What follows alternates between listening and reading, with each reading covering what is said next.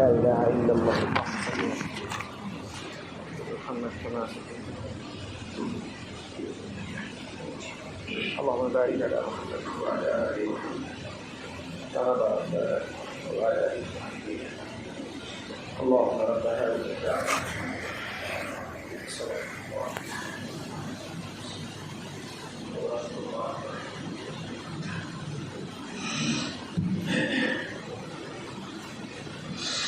إن الحمد لله نحمده ونستعينه ونستغفره ونعوذ بالله من شرور أنفسنا ومن سيئات أعمالنا من يهده الله فلا مضل له ومن يضلله فلا هادي له وأشهد أن لا إله إلا الله وحده لا شريك له وأشهد أن محمدا عبده ورسوله يا أيها الذين آمنوا اتقوا الله حق تقاته ولا تموتن إلا وأنتم مسلمون يا أيها الناس اتقوا ربكم الذي خلقكم من نفس واحدة وخلق منها زوجها وبث منهما رجالا كثيرا ونساء واتقوا الله الذي تساءلون به والأرحام إن الله كان عليكم رقيبا يا أيها الذين آمنوا اتقوا الله وقولوا قولا سديدا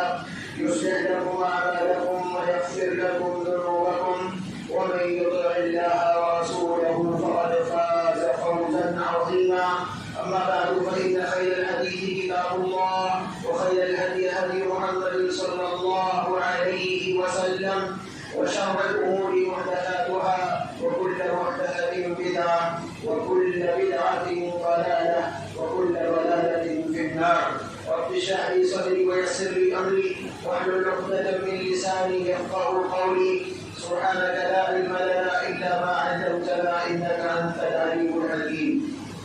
برادران اسلام، محترم بزرگوں، عزیز نوجوان ساتھیوں، اسلامی ماں اور بہنوں، اس وقت ہم اور آپ سخت گرمی کے ایام سے گزر رہے ہیں.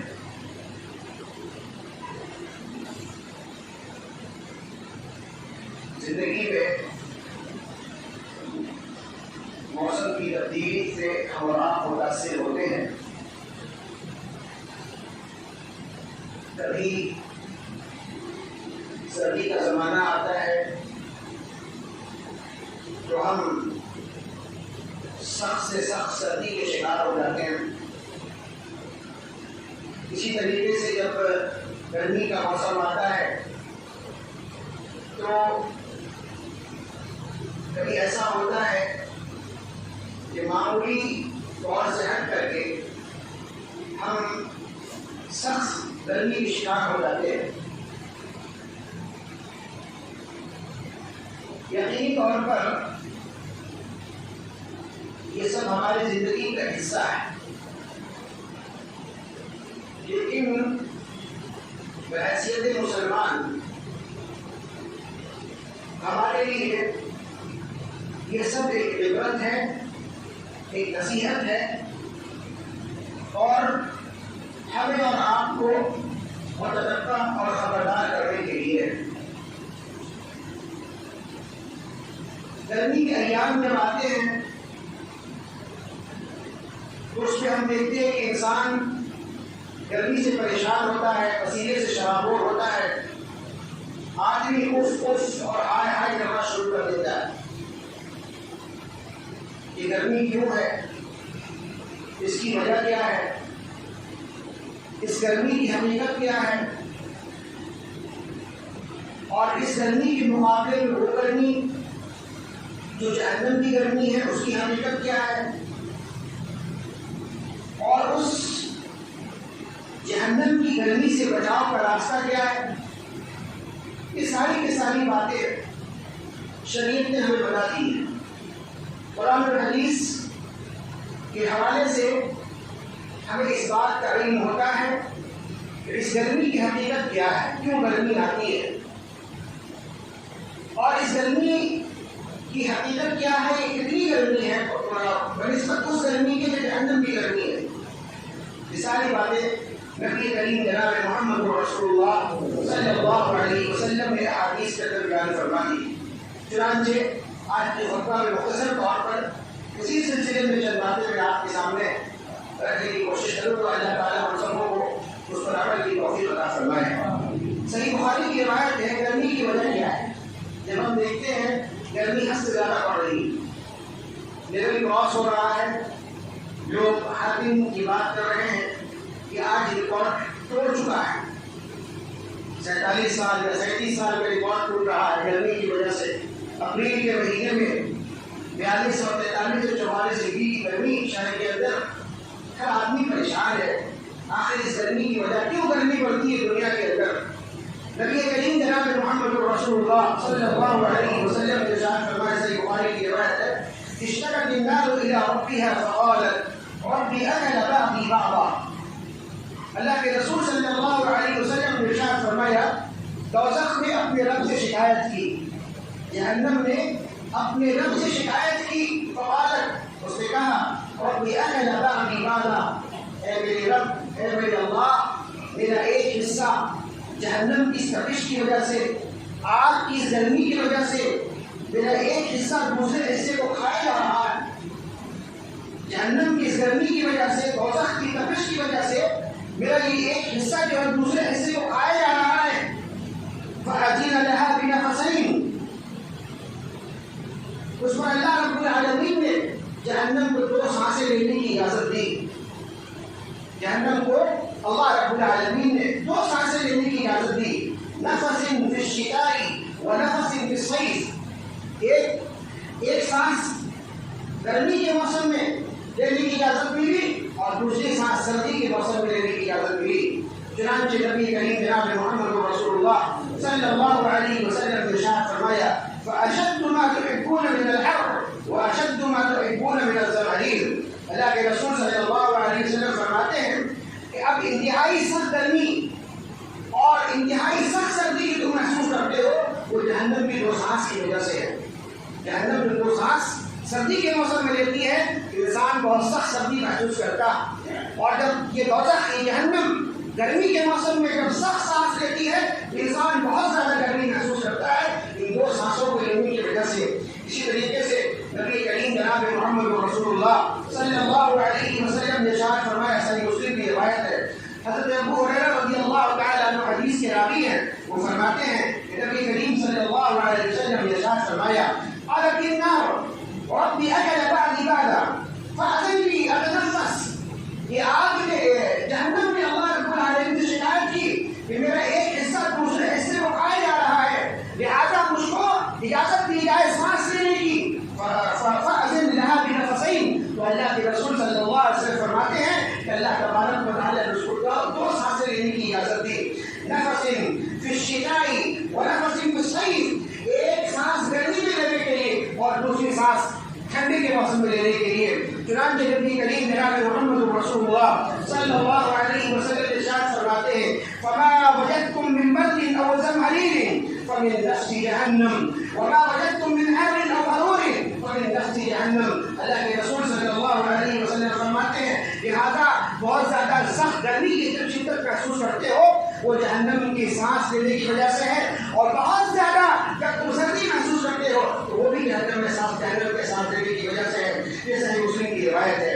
میرے بھائیوں، گرمی کی شدت کیوں محسوس ہوتی ہے؟ زمین میں سب گرمی کیوں پڑتی ہے؟ اس کا اندازہ آپ نے اس حدیث سے لگا لیا کہ گرمی کی وجہ کیا ہے. اب آئیے ہم دیکھتے ہیں جس جہنم کی گرمی کے تعلق سے ہمیں اور آپ کو اس سے زیادہ فکر مند ہونا چاہیے. بجائے یہ کہ اس دنیا کی گرمی سے بچنے کے لیے انسان کس قدر پریشان ہوتا ہے.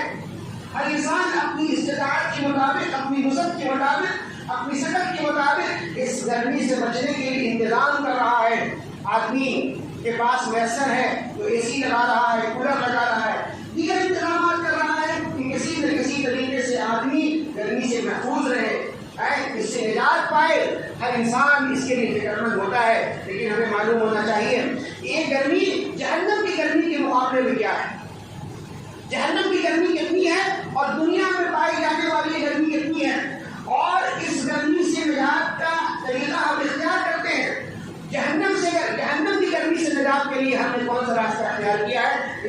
اندازہ لگانا چاہیے۔ چنانچہ نبی کریم جناب محمد رسول اللہ صلی اللہ علیہ وسلم نے ارشاد فرمایا جہنم کی گرمی کے تعلق سے اللہ کے رسول صلی اللہ علیہ وسلم فرماتے ہیں کہ نار جزءا من 70 جزءا من نار جہنم۔ اللہ کے رسول صلی اللہ علیہ وسلم فرماتے ہیں کہ تمہاری دنیا کی آگ کی حرارت، دنیا کے اندر یہ آگ کی جو گرمی ہے جس کی تپش سے ہم پریشان ہوتے ہیں، اللہ کے رسول صلی اللہ علیہ وسلم فرماتے ہیں من 70 جزءا من نار جہنم، یہ جہنم کی گرمی کا جو 70واں درجہ ہے۔ اللہ کے رسول صلی اللہ علیہ وسلم فرماتے ہیں 70 حصوں میں سے ایک حصہ دنیا کی گرمی ہے، 70 حصوں میں سے ایک حصہ دنیا کی گرمی ہے، یعنی 69 حصہ زیادہ جو ہے وہ جہنم کی گرمی ہے۔ 69 حصہ زیادہ گرمی ہے جہنم کی گرمی، دنیا کی گرمی جو ہے اس کا ایک حصہ ہے، 70واں درجہ کا ایک حصہ دنیا کی گرمی ہے، اور 69 حصہ درجہ زیادہ جو ہے جو برا بہتر کی زیادہ وہ گرمی جو ہے وہ جہنم کی گرمی ہے۔ نبی کریم جناب محمد رسول اللہ صلی اللہ علیہ وسلم نے اس آگ کی حرارت کا بھی ہمیں اندازہ بتا دیا اور کہا کہ 70 درجہ وہ گرمی ہے جہنم کی گرمی، جس کا ایک حصہ گرمی دنیا کی گرمی ہے، لہٰذا ہمیں اسے بچنے کا اہتمام کرنا چاہیے۔ میرے بھائیوں، دنیا کی اس گرمی میں جب ہم اگر کسی ضرورت کے تحت ہم باہر نکلنا چاہتے ہیں، ہم سوچتے ہیں کسی کام کے لیے مجبوری ہے، بہت زیادہ مجبوری ہے، ضروری ہے گھر سے نکلنا، تب ہم گھر سے نکلنے کی کوشش کرتے ہیں، لیکن جب ہم گھر سے نکلتے ہیں تو بہت سارا پریکاشن لیتے ہیں۔ انسان اپنے ساتھ ٹھنڈا پانی رکھتا ہے، چھتری رکھتا ہے، سن گلاس استعمال کرتا ہے، اور بہت سارے ذرائع اختیار کرتا ہے جس سے کہ انسان دھوپ کی تپش سے بچ سکے، انسان اس کو اختیار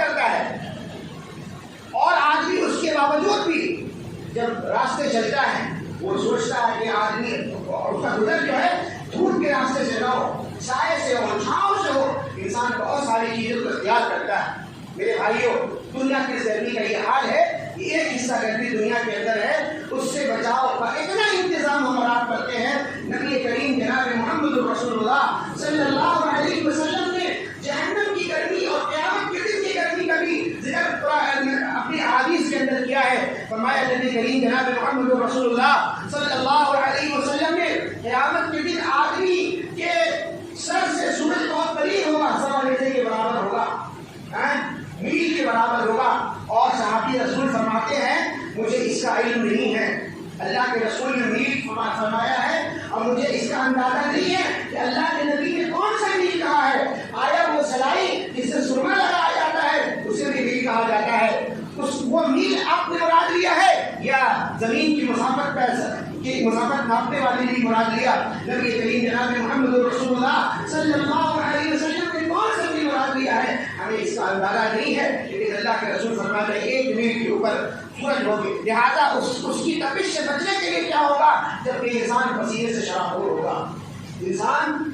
شرابور ہوگا، نبی کریم جناب محمد رسول اللہ صلی اللہ علیہ وسلم فرماتے ہیں آدمی اپنے اعمال کے بغیر پسینے میں ڈوبا ہوا ہوگا، کوئی اپنے عمل کے مطابق اس کا پسینہ جو یہ پنڈلی ہے نا، ہڈی جو ہے نیچے پنڈلی کے پاس وہاں تک پسینے میں ڈوبا ہوا ہوگا، کوئی اپنے پنڈلی کے برابر پسینے میں ڈوبا ہوا ہوگا، کوئی گھٹنے کے برابر پسینے میں ڈوبا ہوا ہوگا، اور اللہ کے رسول صلی اللہ علیہ وسلم فرماتے ہیں کوئی آدمی کمر کے برابر پسینے میں ڈوبا ہوا ہوگا، اور اللہ کے رسول فرماتے ہیں کوئی آدمی اپنے اعمال کی وجہ سے اپنے سینے کے برابر پسینے میں ڈوبا ہوا ہوگا، کسی کا پسینہ اس کے منہ کو چھوٹا ہوگا، اور رسول اللہ صلی اللہ علیہ وسلم نے فرمایا ہے کوئی آدمی ایسا بھی ہوگا کہ پسینے میں ڈوبتا ہوا ہوگا، پسینے میں غوطہ لگاتا ہوا، پسینے میں ڈوبا ہوا ہوگا، وہ اپنے اعمال کے مطابق آدمی پسینے میں شرابور اور ڈوبا ہوا ہوگا پسینے میں۔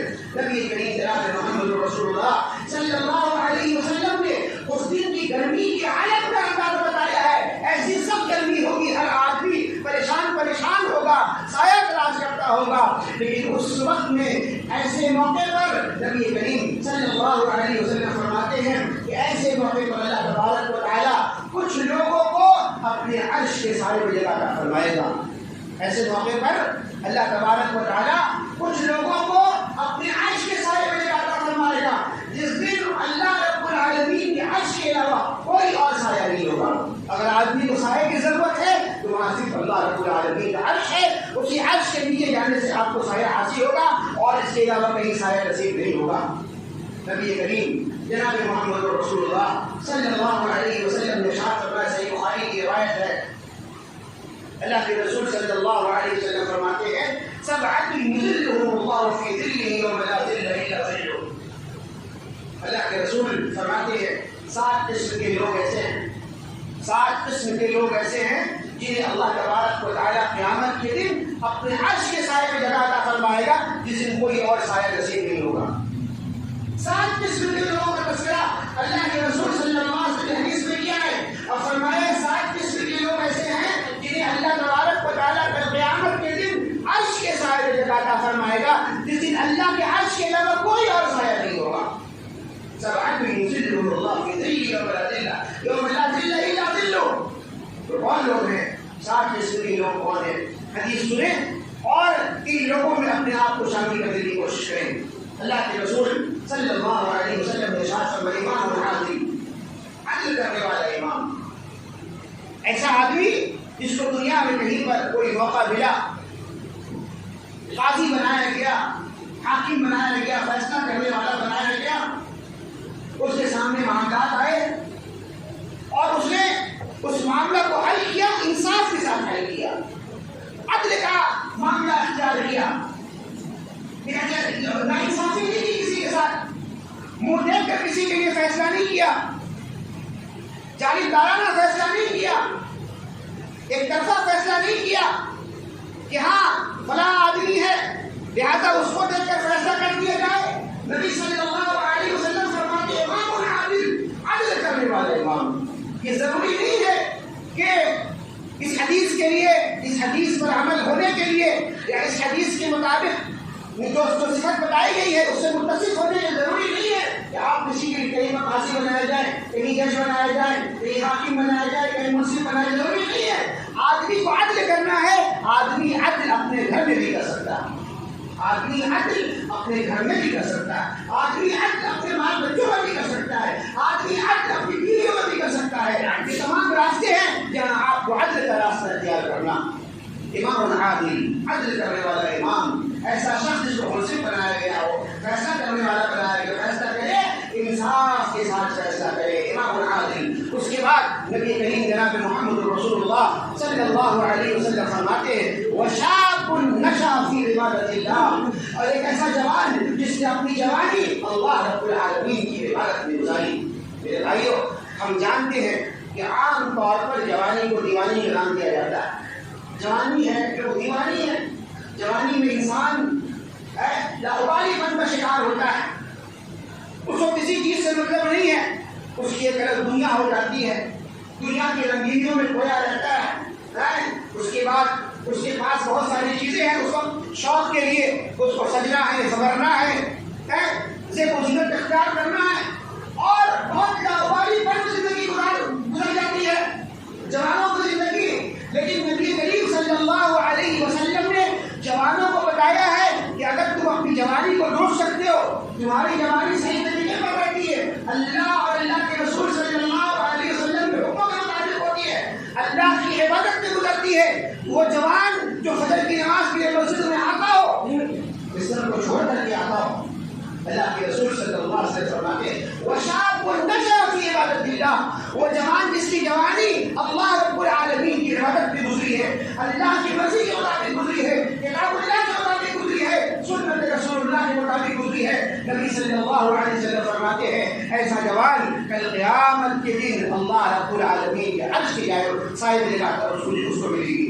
وشاب نشا فی عبادت اللہ. اس کے بعد نبی صلی اللہ علیہ وسلم فرماتے ہیں ورجل قلبه معلق فی المساجد، یا مسجد جو روایت ہے نبی کریم صلی اللہ علیہ وسلم فرماتے ہیں ایسا آدمی جس کا دل مسجد میں لٹکا ہوا، معلق ہو. معلق کے معنی سمجھتے ہیں لٹکا ہوا ہونا، لٹکا ہوا ہونا، معلق ہونا. اللہ کے رسول نے فرمایا ورجل قلبه معلق فی المسجد، کہ وہ آدمی جس کا دل مسجد میں لٹکا ہوا ہو. آدمی مسجد کا حکم نہیں رہ گیا ہے، مسجد میں ڈیرا ڈنڈا ڈال کر نہیں رہ گیا ہے، بس مسجد میں بیٹھا ہے، مصلی پر بیٹھا ہے، یہی کا ہو کر کے رہ گیا؟ نہیں، یہ حکم نہیں ملی ہمیں اللہ رب العالمین نے مسجد کے علاوہ بھی زندگی بتائی ہے۔ اللہ رب العالمین نے فرمایا کہ فَإِذَا قُضِيَتِ الصَّلَاةُ فَانتَشِرُوا فِي الْأَرْضِ، نماز سے فارغ ہو جاؤ، زمین میں پھیل جاؤ، کاروبار ڈھونڈو، اللہ رب العالمین نے رزق دیا، رزق کو تلاش کرو، ڈھونڈو، جاؤ، کماؤ۔ یہ ساری ذمہ داری اللہ رب العالمین نے دی ہے۔ آج ہمارے جوانوں کی حالت یہ ہے، یہ کہ ایک تو وہ دین سے دور ہے۔ جوانوں میں ایک بڑا طبقہ ایسا ہے جو دین سے دور ہے، میرا روی کا شکار ہے، اور کچھ جوان ہمارے ایسے ہیں جو اس کا جن کا تعلق دین سے ہے، انہوں نے دنیا کو ترک کر دیا ہے، مسجد کو پکڑ لیا ہے، بس یہیں بیٹھے ہوئے ہیں۔ یہ درست نہیں ہے۔ آپ کی زندگی کے اندر بہت ساری ضروریات بھی ہیں، اس کو پورا کرنا ہے۔ اللہ رب العالمین نے فرمایا فَإِذَا قُضِيَتِ الصَّلَاةُ فَانتَشِرُوا فِي الْأَرْضِ، جب نماز سے فارغ ہو جاؤ، لوٹ جاؤ زمین کے اوپر میں، وَابْتَغُوا مِن فَضْلِ اللَّهِ، اللہ رب العالمین کی فضل تلاش کرو۔ لیکن وہی وہ ہے جو اللہ رب العالمین کی عبادت کے لیے، نمازوں کے قائم کرنے کے لیے اس کا دل مسجد میں لگتا ہوا رہتا ہے۔ فجر کے بعد وہ ظہر کے جو وقفہ ہے نا، ان اوقات کو ہمیشہ دیکھتا رہتا ہے۔ جیسے ظہر کے وقت قریب آیا، اپنی ضروریات سے فارغ ہو گیا، کمانے کے جانے سے فارغ ہو گیا، دوڑا مسجد کی جانب، ظہر کی نماز پڑھا، واپس چلا گیا، عصر کے لیے آتا ہے، عصر کے بعد کیا مغرب کے لیے فوراً چلا آیا، مغرب کے سارے فارغ ہونے کے بعد عشاء کے لیے مسجد میں چلا آتا ہے۔ 5 اوقات میں جو فرائض ہے اس کو ادا کرنے کے لیے مسجد میں حاضری دیا ہے۔ وہ اللہ کے رسول صلی اللہ علیہ وسلم نے فرمایا ایسا شخص جس کا دل مسجد سے لگتا ہوا ہو، قیامت کے دن اللہ تبارک و تعالیٰ اس کو عرش کے سائے میں عطا فرمائے گا۔ اور اللہ رب العالمین نے حقیقی مرد کی پہچان یہی بتائی۔ حقیقی مرد کون ہے؟ اللہ رب العالمین نے فرمایا رجال لا تلهيهم تجارة ولا بيع عن ذكر الله وإقام الصلاة وإيتاء الزكاة۔ اللہ رب العالمین نے فرمایا حقیقی مرد وہ رجال لا تلهيهم تجارة، حقیقی مرد وہ ہے جس کو کاروبار، اس کی ضرورت زندگی اللہ کے ذکر سے نہیں ہو پاتی ہے۔ کاروبار میں مشغول ہو گیا، اللہ کو بھول گیا، نماز کو بھول گیا، حقیقی مرد نہیں ہو۔ بلکہ حقیقی مرد ہوا ہے وہ اقام الصلاۃ، نماز قائم کرتا ہے۔ یہ حقیقی مرد کی پہچان اللہ رب العالمین نے بتائی۔ تو نبی کریم صلی اللہ علیہ وسلم نے فرمایا وَرَجُلٌ قَلْبُهُ مُعَلَّقٌ فِي الْمَسَاجِدِ، ایسا آدمی جس کا دل مسجد میں لٹکا ہوا ہو۔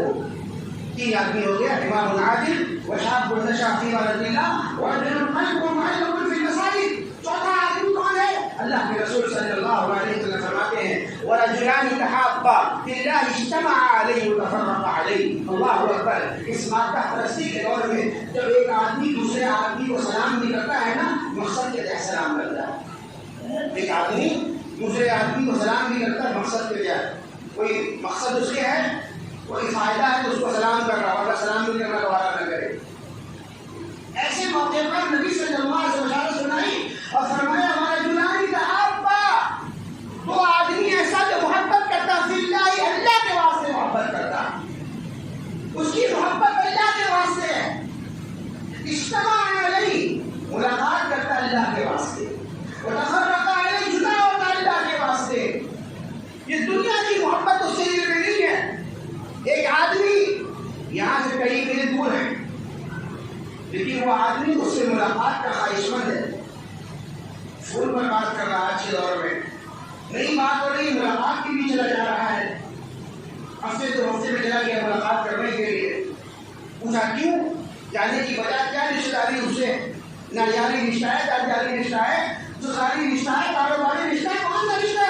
کہا کوئی رشتہ نہیں، رشتہ یہ ہے تو لا الہ الا اللہ محمد رسول اللہ پڑھنے والا ہے، توحید پر قائم ہے، وہ سنت پر قائم ہے، ہمارا تعلق صرف بنا پر ہے، اللہ کے واسطے محبت ہماری ہے، اس کے علاوہ کوئی قرض روایت نہیں ہے۔ نبی کریم جناب محمد رسول اللہ صلی اللہ علیہ وسلم فرماتے ہیں وَرَجُلَانِ تَحَابَّا فِي اللَّهِ اجْتَمَعَا عَلَيْهِ وَتَفَرَّقَا عَلَيْهِ۔ جو آدمی محبت کرتا ہے، اللہ کے واسطے محبت کرتا ہے، وہ ملتا بھی تو اللہ کے واسطے ہے، وہ جدا بھی ہوتا تو اللہ کے واسطے، اس کی دوستی ختم ہوتی تو اللہ کے واسطے ختم ہوتی ہے۔ جب تک وہ اللہ کے دین پر قائم تھا اس سے ہماری دوستی تھی، جب اس نے اللہ کے دین سے تجاوز کر دیا، اللہ رب العالمین سے باغی ہو گیا، گناہوں کا کھل کر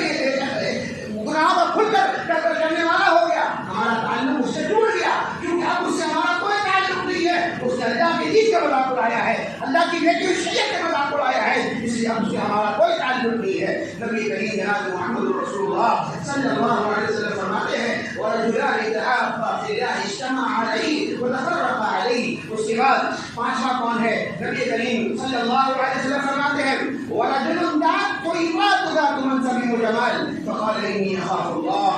اللہ اکبر. نبی کریم صلی اللہ علیہ وسلم فرمایا پانچواں آدمی وہ ہے کون؟ وَرَجُلٌ طَلَبَتْهُ امْرَأَةٌ ذَاتُ مَنْصَبٍ وَجَمَالٍ.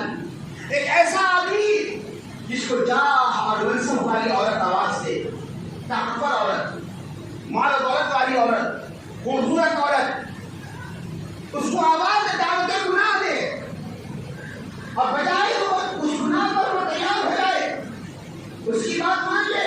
وہ کہتا ہے فقال انی اخاف اللہ، میں اللہ سے ڈرنے والا ہوں. میرے بھائیوں، اس حدیث کا ایک ٹکڑا میں سمجھتا ہوں آج کے دور پہ، آج کے حالات میں ہم سب کو اپنے ذہن میں رکھنا چاہیے. جبکہ آج دعوت گناہ دینے کے لیے کوئی عزیز مصر کی بیوی بیگم نہیں آئے، لیکن آج کے حالات میں جو انٹرنیٹ کے زمانے میں جو ہمارے پاس موجود ہے، ہمارے گھر کے اندر، ہماری تنہائی کے اندر، آج جو برائیاں ہر وقت ہمیں دعوت گناہ دے رہی، نئی نئی شکلوں سے، الگ الگ شکلوں سے گناہ کی دعوت دے رہی ہے، ایسے موقع پر نبی کریم صلی اللہ علیہ وسلم کا یہ فرمان ہمیں ہر وقت اپنے سامنے رکھنا چاہیے کہ دنیا کی اس گرمی کا اندازہ لگا لو، 42 ڈگری گرمی، 43 ڈگری، 44 ڈگری گرمی، آدمی نفسی کا شکار ہو رہا ہے. آدمی لوڈ شیڈنگ ہو جائے، 2-3 دن قبل رات میں لوڈ شیڈنگ ہو گئی، پورا محلہ سڑک پہ باہر تھا، سڑک پر تھا، کیا عورت اور کیا مرد سب سڑک پر نکل کر کے بیٹھے ہوئے، ہر آدمی گرمی سے پریشان ہو رہا تھا. اندازہ لگائیے اس گرمی کا یہ عالم ہے، قیامت کے دن کی گرمی، جب آدمی پسینے سے شرابور ہوگا، کہاں جائیں گے ہم؟ کون سا راستہ اختیار کریں گے؟ نجات کا کون سا راستہ ہوگا اس دن؟ صرف ایک راستہ نجات کا ہے، اور اللہ رب العالمین کا عرش ہے، اس کے سائے میں اگر جگہ ملتی ہے تو آپ پسینے سے بچ سکتے ہیں، ورنہ نہیں کر سکتے ہیں. اندازہ لگائیے گا، یہ گرمی آپ کے لیے عبرت ہے، یہ گرمی آپ کی نصیحت ہے، یہ گرمی آپ کو گناہوں سے نکالنے کے لیے ہے، یہ گرمی آپ کو اللہ سے قریب کرنے کے لیے، یہ گرمی آپ کو گناہوں سے بات رکھنے کے لیے آئی ہے کہ آدمی اس گرمی کی وجہ سے اپنی گناہوں کو یاد کرے اور کل قیامت کے دن کی گرمی کو یاد کر کے اپنے آپ کو گناہوں سے دور رکھے. نبی صلی اللہ علیہ وسلم نے فرمایا وَرَجُلٌ طَلَبَتْهُ امْرَأَةٌ ذَاتُ مَنْصَبٍ وَجَمَالٍ فَقَالَ إِنِّي أَخَافُ اللَّهَ. وہ کہتا میں اللہ سے ڈرنے والا ہوں، مجھے اللہ کا ڈر ہے. حضرت یوسف علیہ السلام کے سامنے جو کوئی دعوت گناہ پیش کیا گیا ہے، طاقتور عورت، جان و جلال والی عورت، جس کے پاس ہر وہ فن ہے کہ وہ اپنے دعوے فریب میں مبتلا کر دے کسی کو، اپنے دعوے فریب میں کسی کو گرفتار کرا دے. ہر ایک فن اس کے پاس ہے، مال بھی ہے، حسن بھی ہے، عمر بھی ہے، ہر ایک فن اس کے پاس ہے. یوسف علیہ السلام کو دعوت گناہ دیا گیا. یوسف علیہ السلام نے کیا کہا؟ قال معاذ اللہ، میں اللہ کی پناہ میں آنا چاہتا ہوں. آدمی ہمیشہ اللہ کی پناہ میں آنے کی دعا مانگنی چاہیے. نبی کریم جناب محمد رسول اللہ صلی اللہ علیہ وسلم نے مختلف دعائیں سکھائی ہیں. ان دعاؤں میں اکثر دعائیں ایسی ہیں جن میں ہم اللہ کی پناہ میں آنا چاہتے ہیں. اللہم انی اعوذ بک، اللہم انی اعوذ بک. کئی ایک دعائیں ایسی ہیں جس میں ہم اللہ کی پناہ طلب کرنا چاہتے ہیں. اللہ ہمیں اپنے پناہ میں رکھنا، اگر تیرے پناہ میں ہو تو ہم گناہ سے بچ سکتے ہیں، سرکشی سے بچ سکتے ہیں، زنا سے بچ سکتے ہیں اور دیگر برائیوں سے بچ سکتے ہیں. لہٰذا ہمیں کثرت سے اللہ رب العالمین سے پناہ مانگنی چاہیے. میرے بھائیوں، یوسف علیہ السلام نے کہا معاذ اللہ، پناہ میں آنا چاہتا ہوں. نبی کریم جناب محمد رسول اللہ صلی اللہ علیہ وسلم نے ارشاد فرمایا پانچواں آدمی وہ ہے جسے کل قیامت کے دن عرش کے سائے میں جگہ ملے گا. وَرَجُلٌ طَلَبَتْهُ امْرَأَةٌ ذَاتُ مَنْصَبٍ وَجَمَالٍ فَقَالَ إِنِّي أَخَافُ اللَّهَ. چھٹا آدمی کون ہے؟ اللہ کے رسول صلی اللہ علیہ وسلم فرماتے ہیں وَرَجُلٌ تَصَدَّقَ بِصَدَقَةٍ فَأَخْفَاهَا حَتَّى لَا تَعْلَمَ شِمَالُهُ مَا تُنْفِقُ يَمِينُهُ. نبی کریم صلی اللہ علیہ وسلم کا ارشاد آج کے دور میں جب کہ ریاکاری کا زمانہ، ریاکاری کا زمانہ، آدمی ایک روپیہ خراب کرتا ہے تو پہلے سوشل میڈیا پہ دکھا دیتا ہے، غریبوں کی پوری شکل دکھا دیتا ہے. شاید غریب بیچارہ لینے کے بعد 10 سال تک اللہ سے دعا کرے کہ اللہ ایسی غریبی مت دکھانا تو دنیا والوں کو اپنی شکل نظر آ جائے. بہت سارے ادارے ہمارے شہر کے اندر ہیں، ان کے یہی حال ہے. دیکھیں سوشل میڈیا میں تصویریں شائع کیے ہوئے ہم 1 روپیہ خیرات نہیں کرتے. یہ ہمارا حال ہے. نبی کریم جناب محمد رسول اللہ صلی اللہ علیہ وسلم کی اس حدیث پر عمل کیجیے. قیامت کے دن اللہ تبارک و تعالیٰ آپ کو عرش کے سائے میں جگہ عطا فرمائے گا. فرمایا نبی صلی اللہ علیہ وسلم نے وَرَجُلٌ تَصَدَّقَ بِصَدَقَةٍ فَأَخْفَاهَا حَتَّى لَا تَعْلَمَ شِمَالُهُ مَا تُنْفِقُ يَمِينُهُ.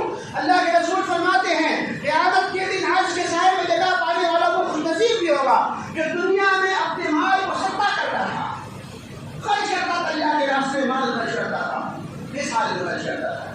دائیں ہاتھ سے دیا تو بائیں ہاتھ کو پتہ بھی نہیں چلا. اللہ اکبر. حتی لا تعلم شمالہ ما تنفق یمینہ. دائیں ہاتھ نے کیا خرچ کیا, بائیں ہاتھ کو اس کا علم ہی نہیں ہوا.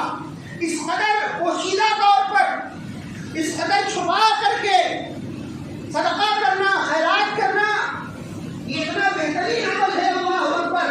کہ نبی صلی اللہ علیہ وسلم نے اس عمل پر آپ کو بشارت سنائی ہے کہ قیامت کے دن اللہ تبارک و تعالیٰ آپ کو عرش کے سائے میں جگہ عطا فرمائے گا. ساتواں کون ہے؟ وقت نہیں ہے بات ختم کروں گا. ساتواں کون ہے؟ نبی کریم صلی اللہ علیہ وسلم نے ارشاد فرمایا ساتواں آدمی وہ ہے, یہ 7ویں قسم کے لوگ وہ ہیں جنہیں اللہ رب العالمین عرش کے سائے میں جگہ دے گا. وہ شخص ہوگا وَرَجُلٌ ذَكَرَ اللَّهَ خَالِيًا. وہ آدمی جو تنہائی میں, اکیلے میں اللہ کو یاد کرتا ہے, اللہ کو یاد کیا. وَرَجُلٌ ذَكَرَ اللَّهَ خَالِيًا. تنہائی میں اللہ کو یاد کیا, رب کو یاد کیا, رب کی حاکمیت کو یاد کیا, رب کی بڑائی کا اظہار کیا. اور آدمی اپنے آپ کو دیکھتا ہو, اپنے حالات پر غور کرتا ہو, اپنے دن بھر کے ایکٹیویٹیز کو یاد کرتا ہو, اپنے گناہوں کو یاد کرتا ہو اور رب کو یاد کرتا ہو. اس کی آنکھیں بیٹھ پڑتی رونے لگتا ہے. رات کی تنہائی اس کی آنکھیں بیٹھتی ہیں, روتا ہے, اللہ رب العالمین کے حضور میں گر گراتا ہے, اپنی خطاؤں اور لغزشوں کو یاد کرتا ہے, رب کے سامنے ہاتھ بھی اٹھا لیتا ہے اور اس کی آنکھوں سے آنسو بھی رواں ہے. اللہ کے رسول صلی اللہ علیہ وسلم نے ارشاد فرمایا یہ آدمی انتہائی تنہائی کے عالم میں اللہ کو یاد کیا ہے. اس کی آنکھیں بہری, کوئی نہیں دیکھنے والا آس پاس میں, اس کی حالت کو دیکھنے والا کوئی نہیں ہے. اللہ ہے اور اس کا بندہ ہے, رب اور بندے کے درمیان کوئی نہیں ہے.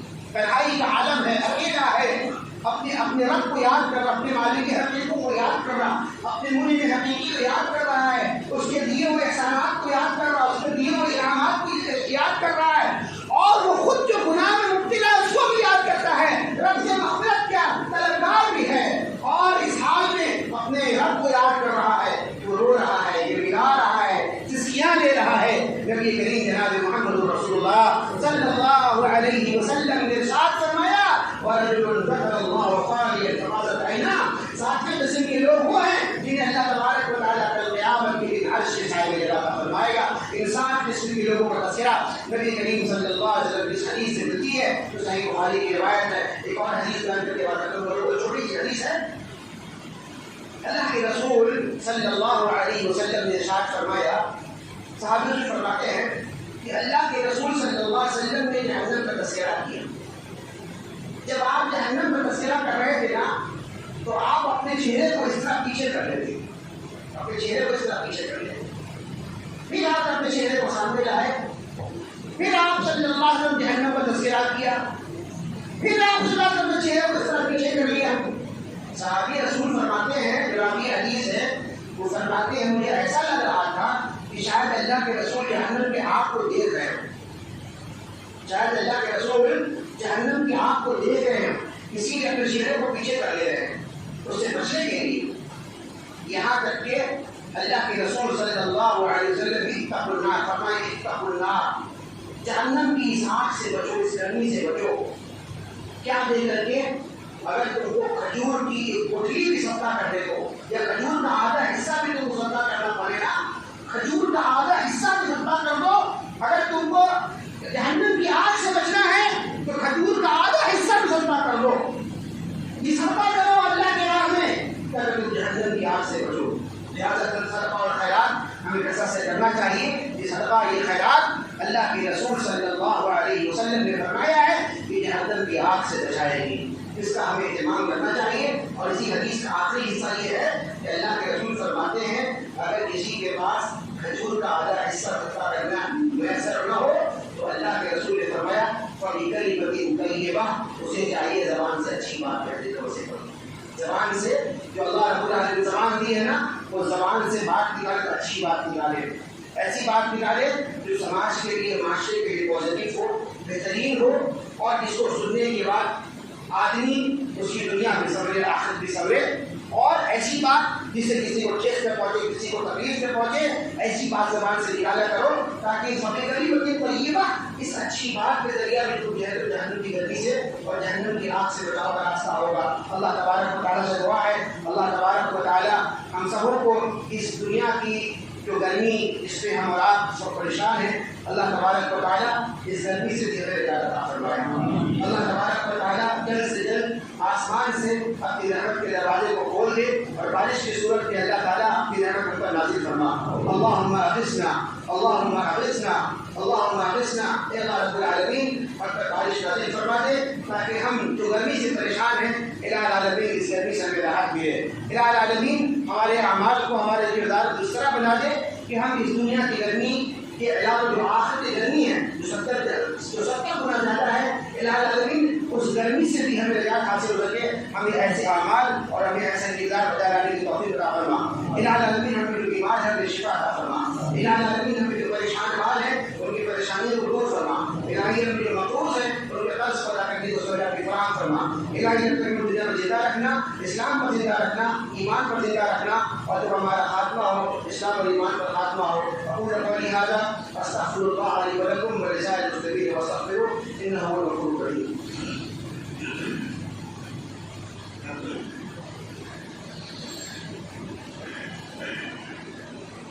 الحمد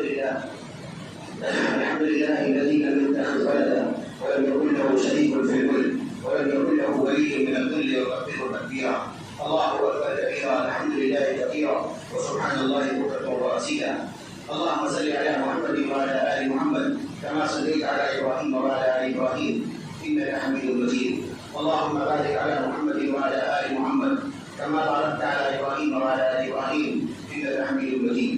ایک نہایت ہی اہم و ضروری اعلان سماعت فرما لیں۔ شیخ صفت اللہ سلفی رسول اللہ صلی اللہ علیہ وسلم اچھی طرح واقف ہے، اکثر و بیشتر آپ کے یہاں برائے والوں کو خطاب ہوتا ہے۔ ان کا جو آبائی مکان کٹیہار میں ہے، ان کے گاؤں کے علاقے کے آس پاس میں گزشتہ 3-4 روز قبل ایک بھیانک آگ لگی اور اس آگ لگنے کی وجہ سے تقریباً 350 مکان جل کے تباہ برباد ہو گئے۔ تقریباً 350 مکانات جو ہیں جل کر تباہ و برباد ہو گئے، بالکل ختم ہے، کچھ باقی نہیں بچا ہے، مال ہے نہ پیسے ہے نہ کاغذات ہے، ساری چیزیں تباہ و برباد ہو چکی ہیں۔ نہایت ہی پریشانی کے عالم میں مبتلا ہے۔ ایسی پریشانی کے وقت میں بحیثیت مسلمان ہماری ذمہ داری ہے کہ ہم اپنے بھائی کی مدد کریں۔ ایسے وقت میں جب کہ ان کے سر پر چھت بھی نہیں ہے، کپڑے بھی نہیں ہے، کھانے پینے کی اشیاء بھی نہیں ہے، یہاں تک کہ جو اناج وغیرہ ہوتا ہے سارا کا سارا اناج وغیرہ جل گیا، اس قدر تباہی ہوئی ہے۔ لہذا ان کی جانب سے یہ گزارش آئی آپ لوگوں کے درمیان کہ آپ حضرات انسانی رشتے کو برقرار رکھتے ہوئے، اس جذبے کا احترام کرتے ہوئے ان لوگوں کے لیے جن کا گھر تباہ و برباد ہو چکا ہے، جن کے سامان اشیاء تباہ و برباد ہو چکے ہیں، ان کے لیے تعاون کریں۔ حقیقت ان کی ضرورت ہے، لیکن آپ حضرات سے جو کچھ بھی ہو سکے ان کے ساتھ بھرپور تعاون کیجیے اور اپنے بھائی کو پھر سے دوبارہ کھڑے ہونے کے لائق بنانے کی کوشش کیجیے۔ وہ یہاں موجود نہیں ہے، ہمارے جناب آپ ماسٹر افضل صاحب یہاں موجود ہیں، آپ ان کے ساتھ رابطہ کر سکتے ہیں۔ ابھی جو حضرات تعاون کرنا چاہیں ابھی تعاون کریں، اثر مغرب عشاء یا کل تک بھی یہ لوگ تعاون کرنا چاہیں کل تک بھی ان کے ساتھ تعاون کر سکتے ہیں انشاءاللہ تعالیٰ۔ کل کے بعد جو کچھ مال یا جو کچھ بھی انتظام ہو سکے گا ان کے حوالے کر دیا جائے گا کل کے بعد۔ لہٰذا حضرات سے میری روز گزارش ہے کہ آپ حضرات ان کے ساتھ بھرپور تعاون کریں۔ میں اپنی ماں اور بہنوں سے گزارش کروں گا کہ ہماری مائیں بہنیں بھی اس میں بڑھ چڑھ کر حصہ لیں اور اپنے مجبور اور بے کس بھائیوں کی مدد کریں۔ اللہ تبارک و تعالیٰ ہم اس کا بہتر عطا فرمائے۔ عباد اللہ رحمكم الله إن الله يأمر بالعدل والإحسان وإيتاء ذي القربى